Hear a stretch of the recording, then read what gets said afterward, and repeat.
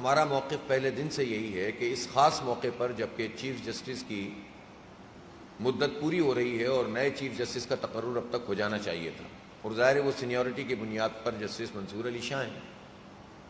لیکن حکومت نے بجائے اس کے کہ جو آئین موجود ہے اس کے مطابق کام کریں، وہ آئینی ترمیم کر کے اپنی مرضی کا چیف جسٹس چاہتے ہیں۔ ہونا یہ چاہیے تھا کہ جو اپوزیشن جماعتیں ہیں وہ اس پورے مسئلے پر گفتگو نہ کرتی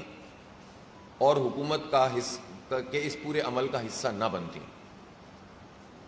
اور بات یہ ہونی چاہیے تھی کہ پہلے یہ پروسیس مکمل ہو جائے، نئے چیف جسٹس آ جائیں، اور پھر اگر عدلیہ میں اور عدالتی نظام میں کچھ اصلاحات مطلوب ہیں تو اس کے لیے پھر گفتگو شروع ہوتی، پارلیمان میں موجود جماعتیں موجود ہوتی۔ بلکہ آئین کے حوالے سے جب آپ اس کی بنیادی چیزوں میں کوئی تبدیلی کرنا چاہتے ہیں تو ہونا تو یہ چاہیے کہ 1973 میں جو آئین بنا تھا وہ بڑی عرق ریزی کے بعد بنا تھا اور تمام جماعتیں اس میں آن بورڈ رہی تھیں،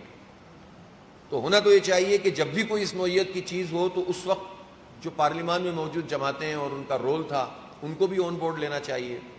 ایکسپرٹس کو بھی آن بورڈ لینا چاہیے، اور پھر پارلیمان کے جتنے لوگ موجود ہوتے ہیں ان کو آن بورڈ لینا چاہیے۔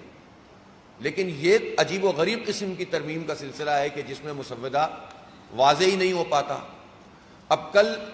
پارلیمانی کمیٹی جس میں تمام جماعتیں شامل ہیں، ظاہر ہے اس میں پی ٹی آئی بھی موجود ہے، جے یو آئی بھی موجود ہے اور حکومتی جماعتیں بھی موجود ہیں، انہوں نے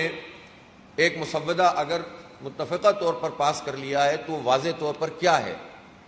وہ بھی اس طرح سے سامنے نہیں آ پا رہا، اور اگر پاس کر لیا ہے تو پھر اعتراض کس بات پہ ہو رہا ہے؟